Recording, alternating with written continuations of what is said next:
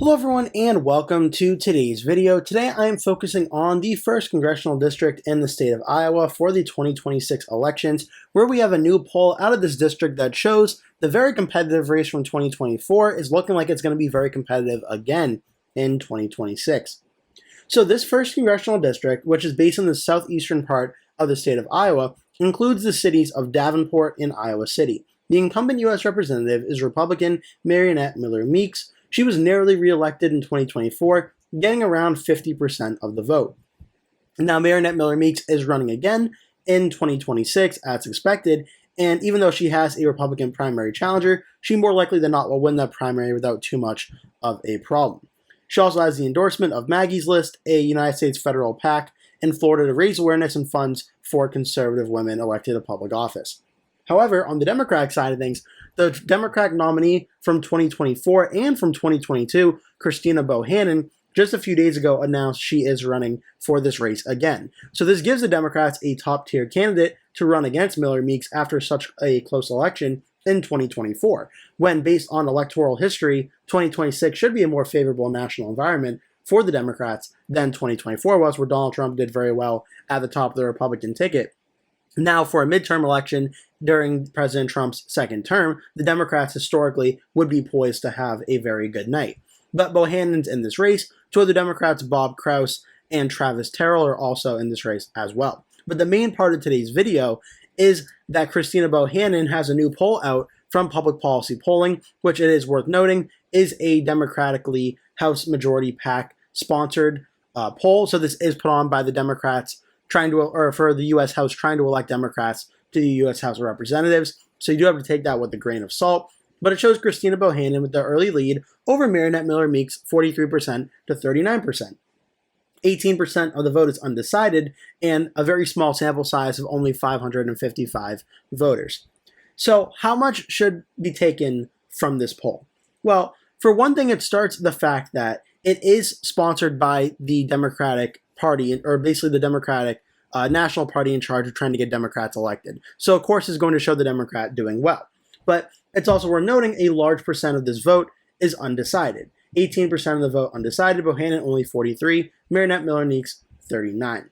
And when you look at how this race went in 2024, this district, Mariannette Miller Meeks only got 50.1% to Christina Bohannan's 49.9. So it was a very, very close election, where when you look at the actual numbers, roughly 800 votes separated Miller Meeks and Bohannan in this district in 2024. So this early poll, it is what it is. It's an early poll. It shows there's a lot of undecided vote left, and it shows the Democrat winning in a Democrat-sponsored poll. But at very least, it shows this race is going to be close. And when you look at this district, it really makes sense why.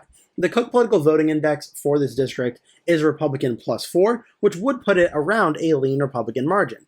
But despite this, Mariannette Miller Meeks still underperformed in 2024 in that very close election, when she only won by 0.19%.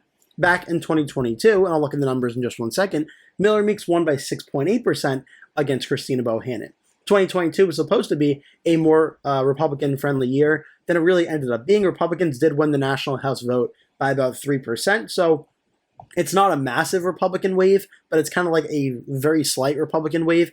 In the House, it was enough for the Republicans to pick up the House, and it was about a 6.8% win here. In 2024, however, the Republicans still won nationwide by about 2.8% in the National House vote. So it only shifted about 0.2% for the overall National House vote, but Iowa shifted a lot in Iowa's 1st district, where Miller Meeks only won by 0.19%. And this is giving Democrats a lot of optimism in targeting this race.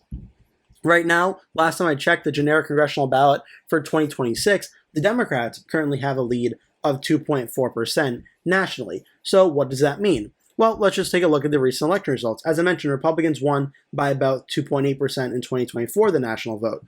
2020 was the last time the Democrats won the National House vote. They got 50.8, Republicans got 47.7. That's going to be around a 3.1% win for the Democrats. In this district in 2020, Miller Meeks barely won it. And this was in the 2020 census, where it's not a massive difference, but it does look like this district was redrawn to be more Republican friendly. But in 2020, in that past district, Mariannette Miller Meeks only won by 6 votes in that election environment when the Democrats won the House by about 3 points nationally. So that means to me that for 2026, if the election environment is anywhere similar to what it was in 2020, Democrats are going to be in a very good situation to possibly flip this seat. And it's worth noting, after 2024, Miller Meeks only won by 0.19% in this district that would arguably be more Republican.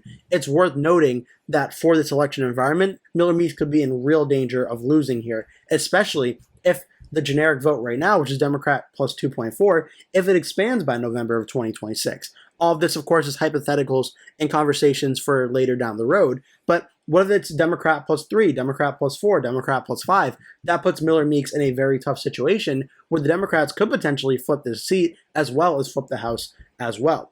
So this early poll, I mean, there's not really too much to take away from it other than in a Democratic-sponsored poll with a lot of undecided vote, the Democratic challenger is winning in a very close competitive district that all the political prediction sites have listed as toss-up. So it's not really a surprise, but at very least, it's interesting to get the conversation going for 2026 because this district, let me go to Iowa here, is going to play a very important role. The incumbent party, as I mentioned, is Republican. Right now, for the competitive map for 2026, this is one of 22 House seats that the consensus ranking has as toss-up. And remember, the Republicans currently hold the majority in the House 220 to 215. The Democrats only need to pick up 3 Republican seats to flip the House. If the Democrats are picking up Iowa 1, which again is Republican plus 4 at the Cook PVI level, that means more competitive districts like Nebraska 2nd, which is Democrat plus 3, and maybe even Iowa 3, which is Republican plus 2, also could be in danger of potentially flipping to the Democrats. Meaning the Democrats,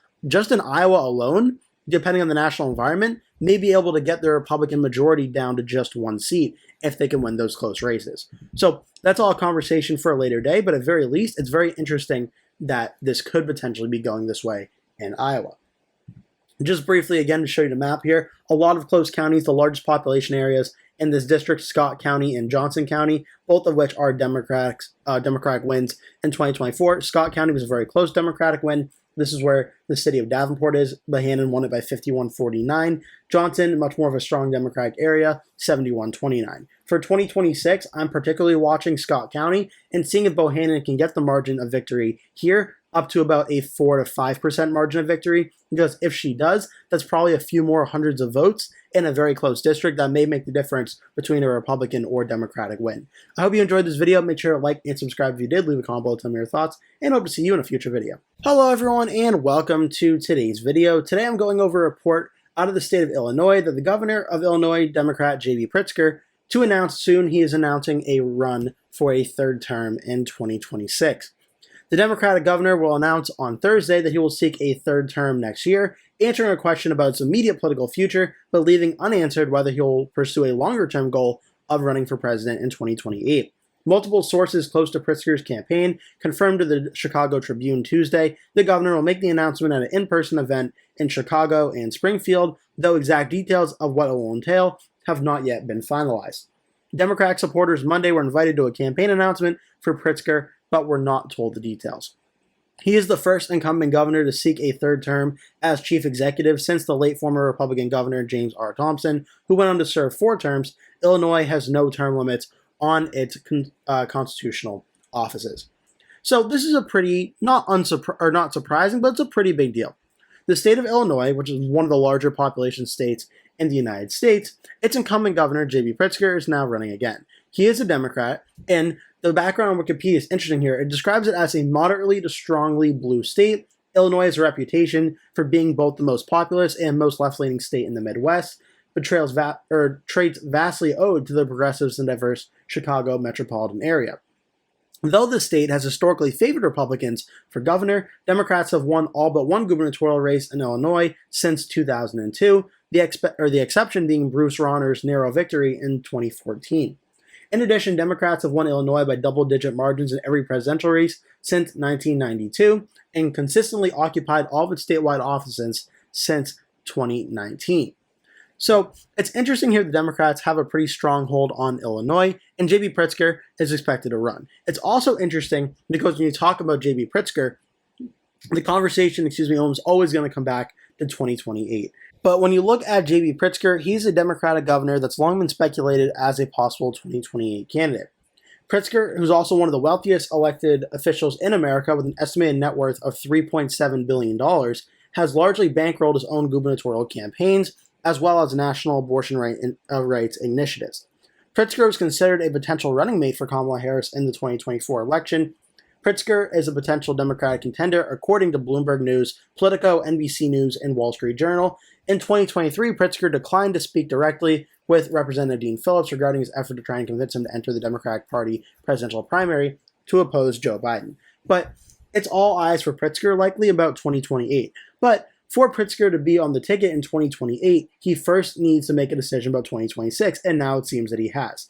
And the good news for Pritzker is he's running in the state of Illinois, which is likely not going to be much of a problem for him. At the governor level in 2022, Pritzker won re-election by 12.5%, a likely Democratic margin.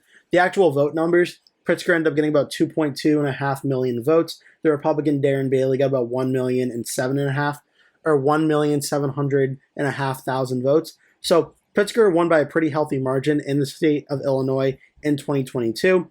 Back in 2018, he won by 15.7% against the then Republican governor at the time, Rauner. We won a very close election, Rauner, back in 2014 in that very big Republican wave year when pretty much everywhere was electing Republicans.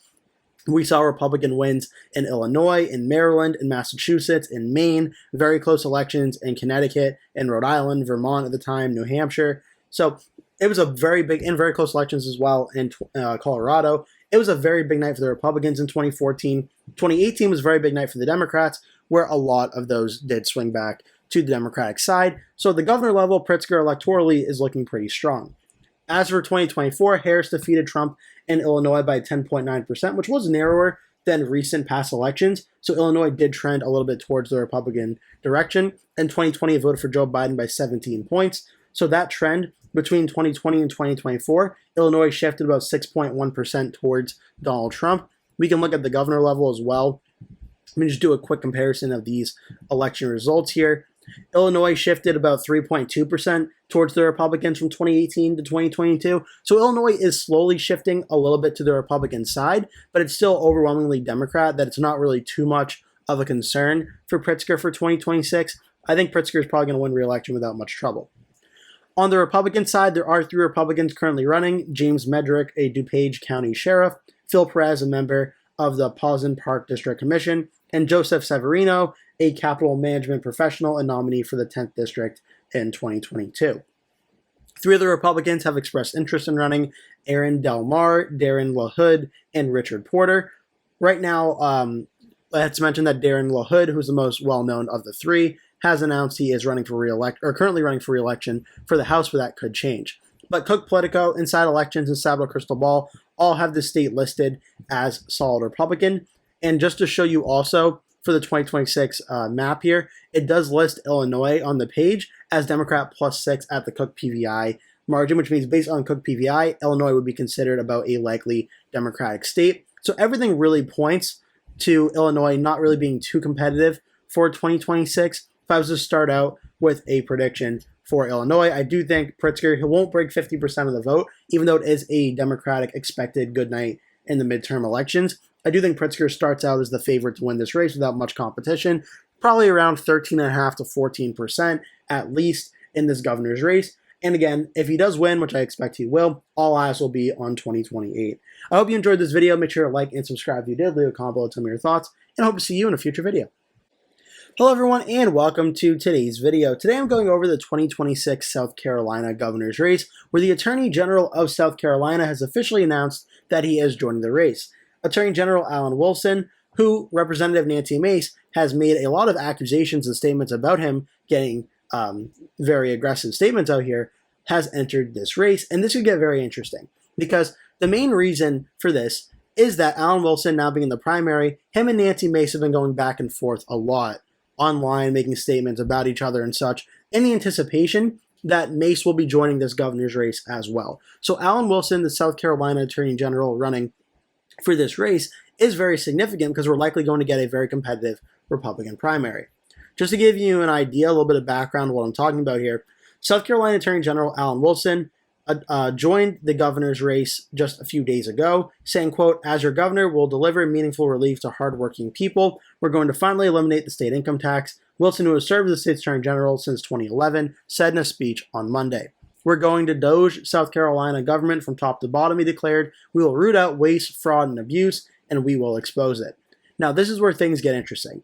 U.S. Representative Nancy Mace, who also is considering a run for governor, has previously accused Wilson of protecting pedophiles. How does Alan Wilson explain his record of protecting kids versus protecting pedos? You either protect kids or you protect pedos. You can't do both. Alan Wilson chose pedophiles, hold the line, Mace wrote in an April post on X. So obviously that is a very bold statement for Nancy Mace to make about Wilson, who is also likely going to be her fellow Republican primary governor opponent. Robert Kittle, a spokesperson for the state attorney general's office, called Mace's accusations ridiculous, telling Fox News Digital in an email on Tuesday that as an assistant attorney general, Wilson previously prosecuted and put behind bars people who sexually abused children. Wilson appeared to push back against Mace's attacks in a lengthy post on X, saying, "I'll not stand by and allow someone to lie about not only me, but the dedicated men and women in my office who've been in the trenches protecting kids for years. A would-be candidate for governor is attacking me, prosecutors, and our law enforcement partners who put their life on the line to protect children and catch predators. Enough is enough. Over the course of the last several weeks, this would-be candidate has peddled lies and mistruths for her own political ambitions and clicks on social media." So Wilson joining the race, I mean, right now, given only Josh Kimbrell, state senator from the 11th district, and Alan Wilson right now, Alan Wilson would start out as the favorite to be the Republican nominee. He is the most high-profile name recognition and office in the state of South Carolina next to Kimbrell, so he's more likely than not going to be the Republican nominee if it stays this way. However, there are 4 or 5 other Republicans who have expressed interest in running. Sean Bennett, a state senator, has expressed interest. Pamela Evette, the lieutenant governor of South Carolina, has also expressed interest. Given she's the lieutenant governor, certainly would give her a leg up in being tied to Governor Henry McMaster, who is term limited and cannot seek a third term. She certainly is someone that should be looked at as a potential candidate. All eyes are also on U.S. Representative Nancy Mace as well. She's a very big following on social media, and that alone will bring some attention to this race if she does decide to join. Also, fellow U.S. Representative Ralph Norman from the 5th District is also publicly expressed interest in potentially running. The hypothetical polling that's been done so far, there has been 2 polls back from March. One shows when Pamela Evette is in this race against Nancy Mace and Alan Wilson, Evette starts out with 31%, Mace is in second with 29%, Alan Wilson closely behind at 27%, Ralph Norman 11%, 2% undecided. So that poll is by Trafalgar, which is a very popular Republican poll that's often working with President Trump's campaign and workers of President Trump's campaign, shows a very, very close race in that regard. The second poll from First Tuesday Strategies, which is also, I believe, a Republican-aligned pollster, shows Alan Wilson at 21%, Nancy Mace at 16%, 47% undecided in that one, with Evette and Norman at 7% and 6%, respectively. So a lot less undecided vote in the Trafalgar Group poll, but it shows that if these candidates decide to run, if Evette, Mace, and Wilson are all in the race, this could be a very competitive Republican primary. Evette leading over Mace by 2%, Mace leading over Wilson by 2%, it's certainly going to be a very, very close race if they all decide to get in, which could make those attacks like Mace has been doing on Wilson certainly very interesting because we're likely going to hear more of those ramping up. A lot of races in 2026 are actually having more competitive primaries than perhaps even that usually happen, especially on the Republican side, like in the Texas Senate race is one. Now this one could be another important one as well. There's also a Senate race in South Carolina that is up in 2026 with Lindsey Graham, so I'm sure that one will get some attention as well in the media and on social media as well. So it's possible we could see some very interesting Republican primaries happening in South Carolina in 2026. As for the general election, though, there's really not too much of a problem for the Republicans at winning this race. A Democrat, Jermaine Johnson, a state representative from the 70th District, has formed an exploratory committee, but all the political prediction rankings have this as solid Republican. Some election history for South Carolina. The governor level, let me just do do past elections here. In 2022, it voted for Henry McMaster by 17.4%, a safe Republican margin. In 2018, it voted for Henry McMaster by about 8 points, which is a likely Republican margin. And back in 2014, it was also likely Republican for Nikki Haley. So aside from 2018, it ended up being about 8 points. It seems to be more of in between a likely and safe Republican state. At the presidential level, it voted for Donald Trump by 17.9% in 2024, after it voted for Trump by 11.7% in 2020. At the Senate level, in 2022, its last Senate race, Tim Scott won by 26 points. However, when Lindsey Graham was up in 2020, he only won by 10.3%. So South Carolina is sort of around being a safe and likely Republican state, depending on which election you're looking at, and depending on the election environment as well. For the 2026 map, I would start South Carolina out as safe Republican for right now. We have to wait and see how the Republican primary plays out, because if it does get very nasty and the Democrats can get some momentum in this race, it's possible the Democrats could get this election under 15% margin of victory for the Republicans, though I do think the Republicans are going to hold on and win this state pretty much no matter what. In 2026, it's possible it could get a little bit more competitive due to how competitive that Republican primary could be. I hope you enjoyed this video. Make sure to like and subscribe if you did. Leave a comment below, tell me your thoughts, and I hope to see you in a future video.